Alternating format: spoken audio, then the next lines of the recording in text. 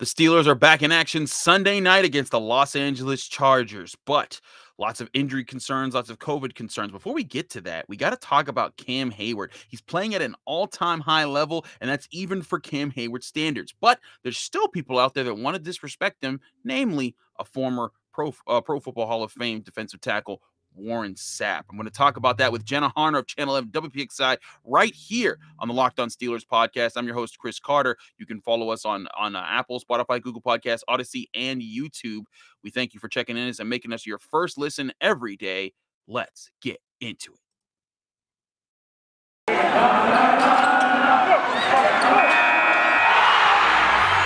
You are Locked On Steelers, your daily Pittsburgh Steelers podcast, part of the Locked On Podcast Network, your team every day.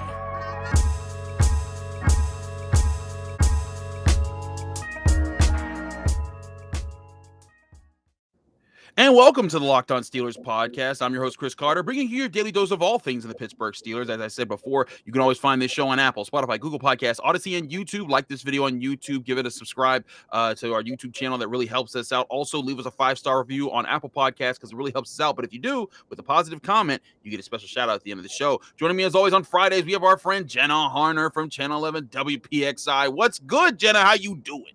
Hello. I am wonderful. Just getting ready for this trip to LA for Sunday Night Football. It is going to be a fun one, no doubt about that.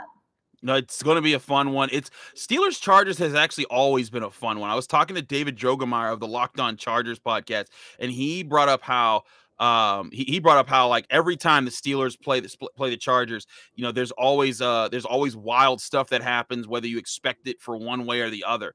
But there's those type of things that go down with this game. So I'm right with you. It's going to be an exciting time. But before we get to that game, we got to talk about what's been going down with Cam Heyward. So first of all, Cam Heyward is getting respect by different people around the league. People are acknowledging like, yo, this guy's playing an all-time level. He's holding down the middle of the Steelers defense while there's no Stephon Tuitt, while there's no Tyson Alualu, and he's making a lot of plays. He has 4.5 sacks in the season. Him and TJ Watt are complete wrecking balls. Even Pro Football Focus, who is notorious for giving Steelers players a hard time with their grading system, Pro Football Focus has him as the highest grade defensive player of anybody who's had like a minimum of like 300 snaps this season. He's rated as a defensive player as a 92.5. Him and TJ Watt are the only two Steelers that are ranked within the top 7. The Steelers are the only team with 2 players ranked as the top 7 players in Pro Football Focus. So everybody is feeling Cam Heyward, except Warren Sapp. Now, Warren Sapp, of course, a former Buccaneer / Raider who had his history with the Steelers. He's always not like them. But this all started where Sunday Night Football was announced, and they showed the 2 players on either side that they were highlighting. And one player was Justin Herbert, the other player was Cam Heyward. And when they went and looked at when he saw that, he tweeted out, "Who's 97?" And Cam Heyward just kind of sees it, retweets it, and he's just like, bet. Like, you know, it's just that normal Cam Heyward stuff. He does like the little write in the notebook thing where he kind of like lets you know, like, okay, I see what you said there, but you know, I think you're a little bit crazy. But you know, this is another situation where Cam Heyward catching a little bit of flack here. But Jenna, what was your response when you saw Warren Sapp tweeting this and Cam Heyward was right on top of it? Well, you kind of have to laugh a little bit, right? Because this is Absolutely. just, I mean, whatever intent Warren Sapp has behind it, you know, if he's trying to just be funny or if he's like, oh, you know, I'm going to give a little dig at the Steelers, which I kind of read that as when I initially saw that tweet. It's like, why? With the season that Cam Heyward is having, I just don't understand that. It just makes no sense. Like, if you're going to make fun of it, make fun of something worth making fun of. Cam Heyward is arguably having one of the best seasons of his entire career. You kind of see this, you know, I feel like I see it everywhere. You know, Mina Kimes is giving him a ton of praise. You know, you see a lot of, whoa, Cam Heyward's having himself a season. I feel like I joke with you all the time, but like at least once a game, I'm tweeting, all right, Cam Heyward, have yourself a day, have yourself a season, because he makes those crazy plays. He had 2 sacks in the Bears game, correct me if I'm wrong. He had Yeah, 2 sacks in the Bears game. He had the interception. Was that the interception in the Bears game too, or is that? Yeah, no, he picked off Justin Fields in what was a huge turnover moment for the Steelers that got them going. Yeah. And actually, no, he didn't have any sacks in the Bears game, but he did have that interception. He had 2 sacks against the Lions, and he had sacks against the Browns and the Seahawks. Yeah. So, I mean, and those are games where, I feel like the last couple of weeks here, obviously they're riding this unbeaten streak, but they're games where he's needed to make big plays. They are huge momentum changing plays. It's not just a sack on second down. The Lions, the sack on Goff made the Lions in overtime, I believe, have to punt the ball away. The Seahawks sack came at a really critical time late in the game. It's not just, normal average plays. So you just got to look at this tweet and you're kind of like, that's really the guy you're going to make fun of? One of the best players on defense with what he's been doing for this team all season long. I don't actually get it. And you actually had the chance to ask Cam Heyward about it earlier this week, about kind of his thoughts on it, to see kind of, hey, what's going on here? No, yeah, I asked Cam Heyward, on Thursday. I was like, Cam, is there an inside joke that we're not getting? Do you guys know each other? And he's like, there's no relationship between us. And I was like, oh, snap. And then he was like, look, he said what he said. I'm gonna go out and play on Sunday. And I was like, okay, when Cam says that, I'm really scared for Justin Herbert now, because now he's gonna make it a point to make himself felt in this game. Now, I will point out, I didn't realize this until just we were filming this show. Warren Sapp has since deleted this tweet. Because if you go through the thread, he was like responding to people. He was saying, yeah, I don't know who this guy is. How many sacks does he have? But then eventually Warren Sapp, Thursday actually, he retweets at 4 hours before we started recording this. This is like 1 p.m. on Thursday. He says, my bad, big dog. I've been fishing and diving. Nice 2 sacks in the tie. And NG aren't my thing.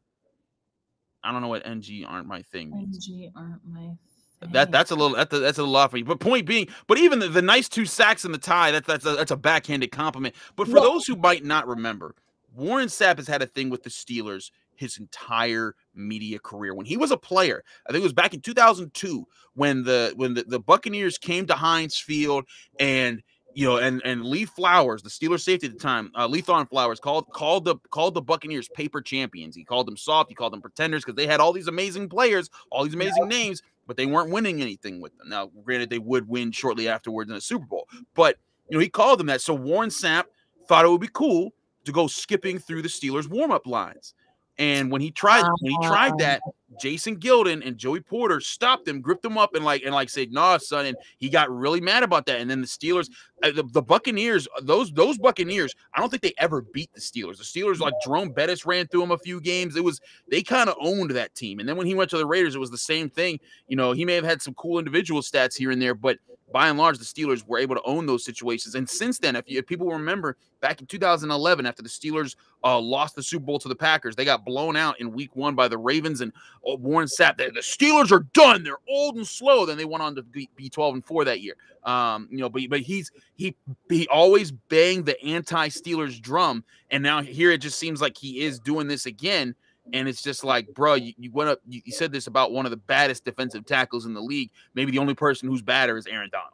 Yeah. Oh, 100%. And it's funny to me. You look at this and you're like, it's childish in a way, because you're like, okay, this is, ha ha ha, have your fun, whatever. But this is, like you said, this is something that's going to motivate Cam Heyward more than he's already motivated. He doesn't need a lot of motivation, especially the way we heard him talk after the game last week. Yeah. Yeah, I don't. Like I said, I don't want to be Matt Filer, who has to block Cam this week. I don't want to be Justin Herbert. Whoever's in his way, I'm a little terrified. Like it's like when Cam comes with a purpose, he's going to be a problem. So that's certainly a factor there. We'll be keeping an eye on it. Should Cam Heyward be defensive MVP, or should he be a defensive MVP candidate? We'll certainly see that conversation continue as the year rolls on. But we got to get to our picks in just a bit here. First, though, I got to tell you guys about Getupside. Hey, Steelers fans, this is Chris Carter with an incredible app everyone who buys gas needs to know about. It's called Getupside. My listeners are making up to 25 cents for every gallon of gas every time they fill up. They just have to download the free Getupside app on the App Store or Google Play right now. Use promo code TOUCHDOWN to get a bonus 25 cents per gallon on your first fill-up. That's up to 50 cents cash back. Don't pay full price at the pump anymore. Get cash back using Getupside. Just download the app for free and use promo code TOUCHDOWN to get up to 50 cents per gallon cash back on your first tank. Some people who drive a lot are making as much as $200 or $300 a month in cash back, and there's no catch. The cash back gets added right to your account. You can cash out anytime to your bank account, PayPal, or an e-gift card for Amazon and other brands. Just download the free Getupside app and use promo code TOUCHDOWN to get 50 cents per gallon cash back on your first tank. Again, that's promo code TOUCHDOWN on the Getupside app.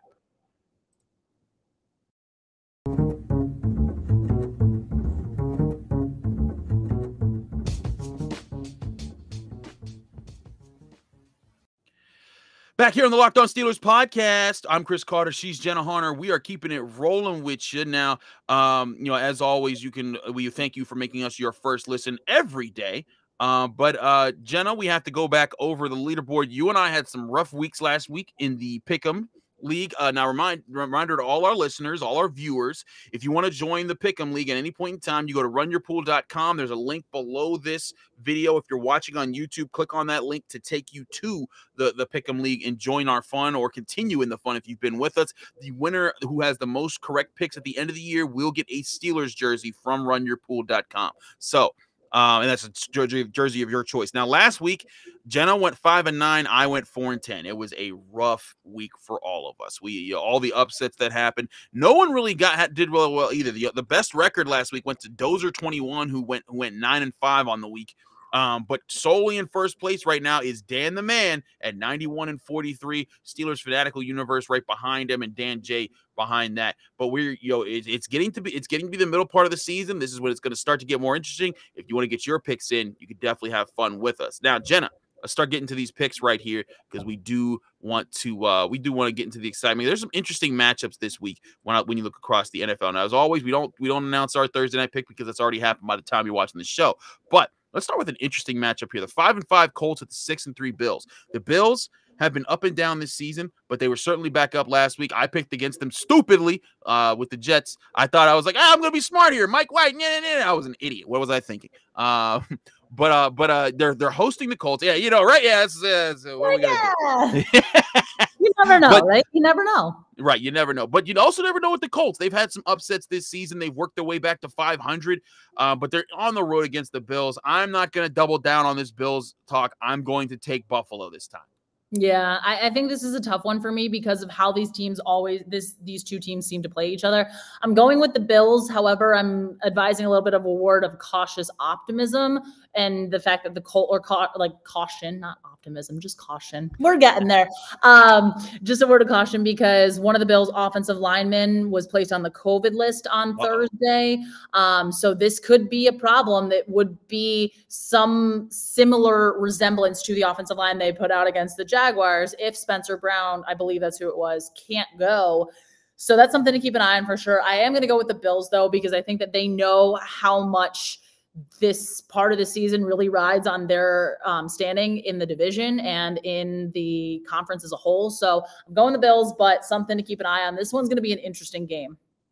It certainly is. It's going to be an interesting game. And you're right. We got to watch that offensive line because that was a big problem for them against the Jaguars and the Colts. If they can disrupt Josh Allen, it'll make it definitely a football game. This is a weird one we're going to pick, though. 3-6 Washington at 5-5 Panthers. Cam Newton's back, as the whole world found out last week. I'm going with the Panthers simply because they got Cam Newton back. I think he's got mojo with him. I think he's bringing some spice to the team. Christian McCaffrey might be back in the fold. These are all good things that bowled their way. Washington did pull off a mega upset over the Buccaneers, but I'm sorry. I think the Panthers at home, with the added emphasis, it's going to be Cam Newton playing in front of his fans in Carolina. I just think there's too many things rolling with this. It's going to make this exciting for them. Yeah, I think the Panthers with Cam Newton are an entirely different team. Obviously, we saw the issues that Sam Darnold presented. I also think Washington is a different defense without Chase Young. You really feel for Young, as young of a guy as he is, too, dealing with that ACL tear. It was an ACL tear, right? Dealing with the Yes, that was an ACL tear. He's done. He's done for the season. Very so sad. really, really unfortunate there with, what he was able to do for that defense. But he is a huge part of that defense. And I think Cam Newton's going to continue to gain some momentum here. I think the Panthers win this one. Right with you there. Now, here's a game that Steelers fans will want to keep their eyes on. The 6-3 Ravens at the 3-6 Bears. The Ravens have hit the struggle bus a little bit here, haven't played their best football for a while. But the Bears, I believe they're coming off a bye week this last week, and they're trying to bounce back from their loss against the Steelers. Two teams, the Steelers, the Steelers played the Bears. They're going to still have to play the Ravens twice. I'm going with Baltimore. They have to get right after that Thursday. They also had the long week coming off of their Thursday night loss to the Dolphins, which was embarrassing on their part. I don't think they lose to two bad teams in a row. No, and I think for the Ravens too, they get kind of an extended week, so you almost get that mini bye here. So obviously the Bears coming in off the full bye, it bodes well. Both teams kind of got rested, were able to get healthy a little bit, but I think what the Dolphins did to the Ravens is not what the Bears are going to do. I do think Justin Fields is going to make this one interesting, and Baltimore really is going to have to hone in on him and his ability to kind of, get through the defense and make those big plays when they need him to. But I just think Baltimore is the better team here. Although I think a lot of Steelers fans might want to see, hey, is Justin Fields going to be able to win this game against the Ravens defense and find some of those weak spots among that defense? No, certainly, because I mean, and again, on top of that, a loss to the Ravens. Last week the Steelers, they missed an opportunity. Had they beaten the Lions last week, the Steelers would be in first place because of tiebreakers in the AFC North. So this would be another chance where if the Steelers can pull off a win Sunday night, they again would, and the Ravens are able to lose, this would give them another chance to do that. So Steelers fans want to watch for that, but also want to see if, like Justin Fields, if he didn't just figure things out against the Steelers, if maybe he's putting some things together. Yeah. Moving along here, another AFC North and an NFC North showdown. The 0-8-1 Lions, yuck. I hate when a tie gets in there. It's not even about the Steelers tie. It's about when a tie gets in there, and I got to say the 0-8. I got to say three different numbers for a team. I'm annoyed for the rest of the year because it's extra work. Yes. But they're playing the 5-5 Browns in Cleveland. Look, Cleveland got smoked last week. As bad as the Steelers played, Cleveland was never even in the game after their first drive against the Patriots. They have to win this game. I'm picking the Browns because if they lose this game, it is going to be an utter disaster in Cleveland. There's going to be people people burning couches in the streets. Like it's going to be pandemonium. This is a must-have game. And I think, too, with the Lions, they're dealing with a ton of injuries after that Steelers game. I believe up to this point of us recording this, Jared Goff has not practiced at all during the week. That's not ideal. That's definitely not ideal for this Lions team, even if they want to have a little bit of a chance to win. I think the Browns kind of can bounce back a little bit if we see glimpses of what their defense did against the Bengals 2 weeks ago. I think it's going to be a long day for the Lions. But, again, this is a must-win game for Cleveland, and I think that they do come away with the win. I'm right with you there. If they don't, it'll be a major talking point across the NFL. But the 4-5 Niners at the 2-7 Jaguars, the Niners, they poked their heads up. They beat the Rams confidently last week. I'm going to stick with them. I think they're going to keep that momentum. You saw the run game that they were able to get going, and I think that's going to be more than enough to beat the Jaguars.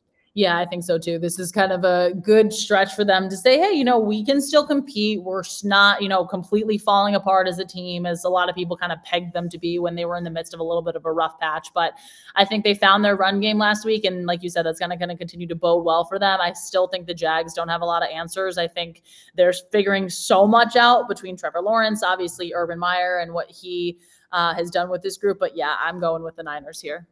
Absolutely. Packers at Vikings, 8-2 at 4-5. I mean, the Vikings, I think they pulled off a win last week, I believe. If I remember that correctly. But the Packers, though, they pulled off a more impressive win. Aaron Rodgers came back. The defense shut out the Seahawks. Granted, yes, Russell Wilson's first week back, he had pins in his hands, but the defense is playing very well. I'll trust Aaron Rodgers and that defense over anything the Vikings are able to offer this week. And this line feels way closer to me than it should be at the time that we're recording this. I think it's like Packers -1.5, which just feels kind of outrageous. I think the Packers are a better team. I think Aaron Rodgers will kind of continue to say, hey, look, I'm back. Watch what I can do. Watch what we can do. And this should be a game that they win regardless of the rivalry. Absolutely. AFC East game here. 3-7 Dolphins at 2-7 Jets. Look, Jets, I tried to give you a chance last week, guys. I tried to hype you up. You let me down. Never again. I'm not picking you, even though it's not like I'm picking anyone great with the Dolphins here either. But Tua will get it done. I got Miami. It's Joe Flacco time. That's right. I forgot it's Joe Flacco time. Oh, boy. It's in New York. Okay, I had to double check. It's Joe Flacco time in New York. You'll love to see it. It's not going to matter. The Dolphins defense is really going to build on the performance that they had against the Ravens. And I think that they're going to kind of come into this. Tua has been, getting back into the swing of things. I think I saw some reports earlier this week that his ribs are feeling, quote, good, but not great. So kind of potentially trending in the right direction for him in terms of getting fully healthy. The Jets are a giant question mark, and they continue to be. And what will Joe Flacco do? We're going to see some glimpses where I think people are going to be like, oh my God, the Jets might win this game, but I don't think it's going to happen. Yeah, that's one. Now here's a questionable one right here. 5-4 Saints at 4-6 Eagles. Eagles have looked really good. They beat up on the Broncos. Jalen Hurts has had some moments. He had some really good passes to Devontae Smith, but they've been up and down. The Saints, of course, dealing with their injury issues. I'm actually going with the Eagles here. I know the Saints defense is tough, but I still got questions about that offense and what they're going to be able to do. I think Jalen Hurts is going to make enough plays with Devontae Smith. I mean, you saw him going up against an Alabama quarterback last week. He's going up against Marshall Lattimore this week. I think that they're going to have just enough to get over the top here, but it's going to be close in Philly. Yeah, this is going to be a close one, and I don't think it's going to be like the prettiest of games either, but I think the Eagles do come away with this win, especially depending on Kamara's status. I believe at the time of us recording this, it wasn't looking great for him in terms of playing this game, but yeah, I'm going with the Eagles. I just think that they've kind of put together a little bit of a nice stretch here, and it's something that they can kind of say, hey, there's some progress here. Look at what's going well for us. We're going to continue to kind of keep working that until we're stopped. Absolutely. Texans at Titans. I mean, listen, I thought the Titans would fall off. If this is the week that they fall off, just throw everything away. The season doesn't matter because they should have lost the last two games when they lost Derrick Henry. They've beaten really two good teams. Now you're going to tell me they lose to the Texans? Come on, it's not happening. The Titans got this one. And with the way their defense has been playing, that's why. They've truly stepped up here. Now, here is a game I think a lot of people will be watching. There's actually some really good 4:00 games this week. Yeah. 5-4 Bengals at 5-4 Raiders. The Raiders, bit of a free fall right now. They're still trying to rebound from all the crazy stuff that's happened. They need to find some answers at 5-4. But the Bengals themselves have fallen down. At one point they were 5-2 and leading the conference. Now they'd be out of the playoffs if the playoffs started today. I'm going to go with the Bengals though. I know that the Raiders. Have a lot of talent on their roster, and I know Derek Carr is more experienced and all that. But I just think with all the problems the Raiders have suffered, distractions are real. They're a real thing to impact the NFL. Even if you're able to brush them off for a week or two, eventually I think they catch up to you, and that's going to be enough for the Bengals to find their answers. Yeah, I think so too, especially because I believe Cincinnati's coming in off a bye, having some time to kind of regroup after the embarrassing loss to the Browns, the way that they turned the ball over in that game. I think that this is kind of that perfect, okay, let's get our feet back under us. Joe Burrow says, we're going to go out there. We're going to play a really good Raiders team, but we're going to prove why we're still a contender, not only in the division, but the conference as well. And I think this is kind of one of those games for a lot of those young players that really is kind of defining for this Bengals team to say, hey, we can play this like a really solid game. We can play our game really well and do it against a team that has a ton of talent. So yeah, I think Cincy wins. This will be a close one, but I feel like with what the Raiders have done the last couple of weeks, things are kind of trending in the downward direction where the Bengals are kind of staying, plateaued almost. I feel you on that. So we're both agreeing there. Now, here's what I think is the game of the week. The 7-2 Cowboys at the 6-4 Chiefs. Yeah. Huge game for both teams. Cowboys, they dropped one a couple weeks ago against the Broncos, and everyone's like, what happened there? And then they beat up on the Falcons. It was like, oh, that's what happened there. Yeah. Meanwhile, the Chiefs, all of a sudden, Pat Mahomes throws 5 touchdowns, and it's like, okay, he's back. And then this is what I was saying. People were saying, oh, man, he's done. We've seen the best of Pat Mahomes. I'm like, he's in a slump. Get over it. It happens to everybody in every sport. Do you not watch sports? It was ridiculous. And because of that, I'm picking the Chiefs. I think that Pat Mahomes has clicked onto something, and he's got weapons, and they're going to be lighting it up. I see them. I think that both defenses are kind of suspect. They can get beat at times. I think it's going to be a shootout. I think it's going to be a great game to watch. An awesome, if you're a Steelers fan, and you might even want to get all your stuff done going into the 1 o'clock games, do this stuff in the early afternoon, because 4 o'clock you want to plop down, watch this game, watch Bengals Raiders, and then get ready for Sunday Night Football, because I think you got a lot of good games ahead of you.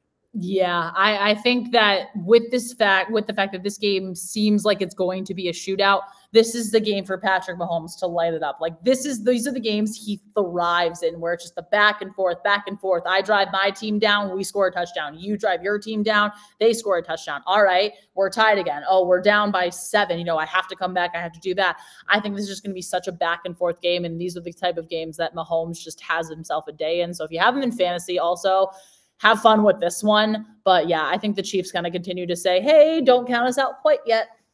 Exactly. And that's why I felt they needed the last game, because if they had lost to the Raiders, they'd be 5-5, and everyone would be talking about them in a bad way. But last game here in the 4:00 hour, Cardinals at 8-2, 3-6 Seahawks. So Kyler Murray's supposed to be back this game. He's been trending positively for them. I'm just picking the Cardinals even if he doesn't play. Yeah, they're no doubt about it. One of the best teams in the league, one of the best teams in the NFC as a whole. I think they just kind of keep getting things right, no matter who's in at quarterback, no matter who's hurt for this team. I think if you get Kyler Murray back also, it'll bode really well for that offense to continue to roll. And the Seahawks, to me, again, they're not that same defense that they were a handful of years ago. They've struggled a little bit. I think those struggles will continue against Arizona and the high-powered offense they have. Absolutely. Monday Night Football, your New York Football Giants at 3-6 are taking on the 6-3 Buccaneers, who just got smoked by Washington last week. Jenna, you made the bold prediction of saying that they would beat the Raiders, and they did. The Giants went out and did it. Are you following up with another bold prediction? She's just shaking her head if you're watching the YouTube. She just said, are you crazy? I am no. Absolutely not. That's an absolute nope, because these are the games that Tom Brady comes back in and is pissed. And he's even more mad because of the drive that Washington put together. They didn't let him back on the field. You give Tom Brady, everyone always says you give him a minute, you give him 50 seconds, you give him 35 seconds. He didn't even have the chance. Nope. So he is fuming. He's been fuming for those last 10 minutes of that game, and he's fumed all week. You give him the extra day. I don't care that the Giants beat this man twice in the Super Bowl. I was going to say, you guys are the Brady killers. They are, but this is not that team. Yes, they're riding high off the fact that they won against the Raiders, went into the bye week, probably have some time to figure things out. Saquon Barkley seems to be trending in the right direction, but this does not bode well for them. Tampa is going to have themselves a field day. Yeah, I'm right with you. I think the Buccaneers win this one. All right, we're going to take a quick break. When we come back, Steelers versus Chargers. You'll get our predictions on that. But first, I got to tell you guys about Built Bar. Built Bar is the best tasting protein bar ever. If you haven't tried a Built Bar by now, you are missing out. They say it's a protein bar, but it does not taste like one. You just have to try one of these amazing bars yourself to believe it. Most protein bars are chalky, waxy, or just plain hard to choke down, but a Built Bar is soft, covered in 100% real chocolate, and when you bite into it, you know you're eating something different. It's more of an experience, one that you'll enjoy, and in fact, you'd swear you're eating a candy bar. Built Bars are low carb, low calorie, low fat, low sugar, and high in protein. All the healthy benefits on top of just being purely delicious, because there's so many flavors. Another great thing about Built Bar, there are so many mouth-watering flavors, including coconut, raspberry, mint brownie, coconut almond, salted caramel, double chocolate, and cherry barcia. This month, Built is coming out with new limited-time flavors every 3 to 4 days, so check out their website early and often. You don't want to miss out. Go to Built.com to use promo code LOCKED15. That's LOCKED15, LOCKED15, and you'll get 15% off your next order. Again, that's promo code LOCKED15 for 15% off at Built.com. We're also brought to you by BetOnline. But BetOnline is back and better than ever with a new web interface for the start of basketball season with more props, odds, and lines than ever before. BetOnline remains your #1 spot for all the basketball and football action this season. Just head to their new updated desktop or mobile website to sign up today, and you'll receive a 50% welcome bonus on your first deposit. Just use the promo code LOCKEDON. That's LOCKEDON, locked on, all capital letters, all one word, and you'll receive your 50% welcome bonus. From basketball to football to NHL to boxing to UFC, right down to your favorite Vegas casino games. Don't wait to take advantage of all the amazing offers available for the 2021 season at BetOnline, which is the fastest and easiest way to bet on all your favorite sports. BetOnline, where the game starts. Now, Jenna, let's get right into this Steelers-Chargers game. Now, Steelers-Chargers has had a weird history. If you've been going back, the Steelers and the Chargers, they've each been winning in each other's stadiums over the past, I want to say like 8 years. Maybe it goes even farther than that.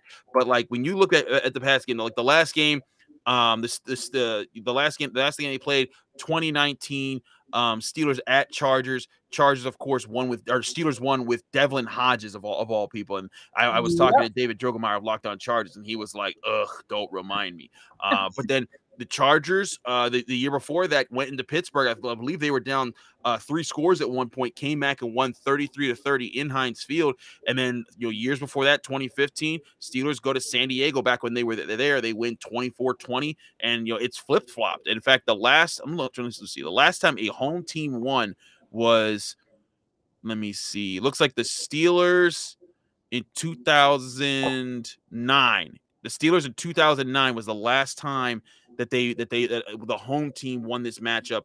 It was a 38-28 win in October. They also beat the Chargers in the playoffs of the year before that on their way to the Super Bowl. But in this game, completely different teams. The first time the Steelers are going to face Justin Herbert. Lots of hype behind that. Both teams dealing with COVID concerns. We don't know if Jeremy Tiller and Joey Bosa will officially be back. There's thoughts behind that. Maybe Christian Covington. We don't know if Minka Fitzpatrick's going to play. We don't know if Ben Roethlisberger is going to play. Mason Rudolph talked about how it could be like, getting the football pulled from him when he's Charlie Brown and at the last second because Ben might play. But the bottom line is this is still a game like last week, Jenna, that the Chargers have one of the worst rushing defenses in the NFL, and the Steelers need to capitalize on it. Yeah, and this is going to be one of those, I feel like it's going to be back and forth, and I feel like, obviously it's going to depend on who the Steelers have at quarterback, but I think this is also going to be a game where if we do see Mason Rudolph play, you're going to see Najee Harris utilized a lot more, especially in crucial situations, because we heard all week Mike Tomlin kind of talking about the fact that the game plan doesn't change much, whether it's Ben or whether it's Mason. But obviously, when you have your backup in, there's, a couple things in terms of chemistry wise, because he's not taking all of the reps. Now, yes, this week up to this point, because Ben has been still on the COVID list and has not been practicing, Mason has been practicing. Mason has been working with those guys, developing that chemistry. I think it's also going to help a little bit that you're not going to have the gross, disgusting cold rain that there was last week. Yes, that too. They're the same for everybody, but you saw a couple high snaps. You saw kind of some situations. And we even heard Mason say after the game, there are so many plays that he wants back. So if he does get the opportunity here, I think he's going to look to Najee Harris a lot more. And then it's going to come down again. I feel like we always go back to the offensive line, but I really think it is going to depend, the big storyline, the big thing, who is going to be in at quarterback, because I feel like the Steelers will put up more points if Ben is in this game. I remember, I'm sure you do too, when he came back, he was on the COVID list last year for being a close contact, came in, lit it up against the Bengals. Yeah, that was a nightmare situation for Cincinnati, but he's done this before. He knows the offense, and it would be very much like him to come back at the last second and then just throw all over the place, and then you're like, where's this Ben Roethlisberger been? Yeah, where has he been? And I feel like that if that does happen, if he does get cleared, obviously it seems like, if reading into the rules, I believe by Saturday night they have to fully have an understanding. Correct me if I'm wrong. So what I've heard is that it's about they need to be able to if he needs to at least have one negative test by Saturday, and then Sunday if they test him again negative, then he can be good to go. But at any point in time, they can put him on or off the active roster. That's the understanding that I have of the rules. So it's going to come down to the last minute. Just does he test negative Saturday? If he does, they'll test him again Sunday. If he tests negative, then he will most likely be in the game. Yeah, so that's going to be something for sure to keep an eye on. I think that's really going to be what it comes down to. It's how can Najee Harris attack this Chargers run defense that is one of the worst in the league, and how can the Steelers find a way to put up points, because I have a feeling Justin Herbert is going to do a lot of that on the other side. Can the defense limit him? Who are we going to see play? Is TJ Watt going to be in there? Again, there's a lot of unanswered, a lot of question marks. But if you look right now, I think the Chargers kind of have more of a complete offense. But again, they've struggled. They've only won one of their last 4 games. Also, they got their butts handed to them by the Ravens. And if this is a 1-score game, I'm going to pick the Steelers in this one, because the Chargers can't win 1-score games. They don't do that very often. So if this is a 1-score game, you probably will see the Steelers either, clinging to a field goal lead, or Boswell, or marching them down and Boswell kicking a game winner. But there's so many question marks here. No, there's a ton of question marks. You know, that's entirely accurate. You know, when I'm looking at how the Chargers play in this game, they've got a lot of playmakers, but they've also had a lot of games where their playmakers didn't get to do a whole lot. You know, and you thought against the Ravens that offense would get going with the Ravens hurt up secondary, but it just didn't happen. Yeah. And that has to be a concern for them. Now, I think on their side, they haven't been a team that's given up the most sacks in the NFL. They've given up 16, which is the 25th most in the league. So like they're pretty much down there. A better way to say that they're the 8th fewest in the league they've given up on Justin Herbert. So you know, they're playing a lot better. You know, as far as protecting Justin Herbert, they've invested in their line to do that. But you know, but this is also, like you said, you know, this is a team that's been wildly inconsistent, missed throws, missed opportunities. The defense has kind of blown some plays. I'd be very interested to see how much the Steelers run Najee Harris in this game, because they have to get some big yards from him. And then I think he has to put up points. They have to get back to using him and Pat Freiermuth. When they get in the red zone, go to your playmakers. Those guys were drafted for a reason. You got to find ways to use them. They didn't use them enough last week in the red zone. And I think that led to them not winning the game. But what is your final score prediction here, Jenna Harner? I'm going 27-24 Steelers. I think this is, and I keep saying it because it feels like it's coming, this is the week the defense gets a score. I feel like we've been waiting for it this season. Obviously, we saw what happened with Minkah Fitzpatrick at the end of last week, the interception that was eventually called off. But I think, and it also just bodes well, too. Again, we know how Steelers Nation travels. You would assume that there's going to be a huge Steelers crowd at this stadium. They kind of might overtake the Chargers crowd. I remember hearing earlier in the year, the Chargers were using the silent count in their own stadium, which is just unreal to think about. That is crazy. So I think the Steelers will kind of have that sort of a, hey, this is like a neutral site at least, just because of the crowds and the fans that will travel. And I think that the defense gets a score. I think that no matter what, if it's Mason or if it's Ben, I literally just said Basin and like mesh the same person. Oh, it's been a long week. Basin. Okay. I think no matter what, if you have Mason or Ben in there, I think they get at least 2 scores. You have one from Najee. You either have a Mason to James Washington connection. You see Deontay Johnson get a little more involved. You see more from Pat Freiermuth. But I think we're going to see a couple field goals from Boswell. And I think the defense is really going to hone in on Justin Herbert and say, hey, we're going to limit you as much as you can. We're going to limit you on your explosive playmaking. And they're going to keep an eye on the run after the missed tackles last week. Absolutely. I think that's something that they will try to do the most. My final score prediction, I'm going 20-16, but I'm picking the Chargers. I think that the problems the Steelers are going up against this week is injuries. We're still not sure about TJ Watt playing. He's a big factor in this. The offensive guard situation, Trey Turner may be coming back in time. Kevin Dotson not going to come back in time. Those are major concerns. And I know that, you know, the Steelers fans, you know, root for your team. I think they will definitely have a shot. This will go down to the later part of the fourth quarter, but I just don't think they have the ammunition to catch a Chargers team right now.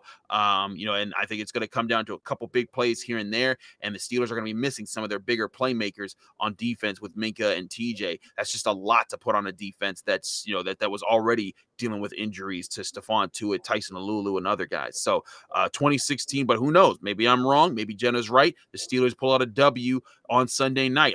Either way, we'll be right here on the Locked On Steelers podcast, breaking things down for you Monday morning, so you can hopefully, maybe you'll get a winning Monday. There you go, a victory Monday. As I was messing that up because last week I was so disappointed we didn't get to do Tony Ties Day because Tony didn't come on Tuesday. But if the Steelers had won, when he came on Wednesday, we would have said Tony Wednesday, and it didn't work out. So my brain is broken too, Jenna. It's been a long week. But thank you as always, Jenna, for joining us here on the show. Let me know where they can find you, follow you, and get more of your work. Well, thank you for having me as always. You can find me on Twitter at Jenna Harner11, Instagram, Jenna_Harner. And definitely tune into WPXI with this being a Sunday night football game. It is on our air. I will be in LA for the game. We have an hour-long pregame show starting at 6 o'clock. A whole lot of really awesome content. I got to sit down with Pat Freiermuth, talk to him about his thoughts about Ben Roethlisberger before coming into the league. Spoiler alert, it's fun. They're really fun. But definitely tune in. We got a bunch of really awesome stuff coming to you from SoFi Stadium. So definitely stay tuned. Definitely stay tuned to Channel 11 because right after the post game, the best part comes on because I'm on the final word again this week. What's up? What's up? So it's gonna be you go to, if you're in the Pittsburgh area, turn on Channel 11. It's gonna be an awesome show from before the game to during the game to after the game. I'm Chris Carter, your host of the Locked On Steelers podcast. You can find me on Twitter and Instagram at Carter Critiques. You can also find this podcast, Locked On Steelers, on Apple, Spotify, Google Podcasts, Odyssey, and YouTube. We also do have to do a shout out, Jenna, because like I say, if someone gives us a 5-star review with a positive comment, I make sure they get the shout out at the end of the show. We have a new one from we got a whole bunch. There was more. I knew that there was one here, so we'll be reading these more next week because I always do want to show. But this one comes from Roll DJ 92, says agency absent. Where the agency been? Love the podcast, Chris. Keep killing it. Thank you, old Roll D. And the agency will come back. Dean and Josh, we like to rotate a little bit. It's also been tough because I cover Pitt football and basketball, and that has made my schedule a little harder to schedule with people, but we will be getting them back on the show. Do not worry, Roll DJ 92. We got 2 more reviews that we'll read next week during the shows. Thank you so much for yours. If you want your shout out, give us a 5-star rating on Apple Podcasts. Thanks so much for listening and watching the show. Be back in your ears and on your screens Monday morning after the Steelers-Chargers game.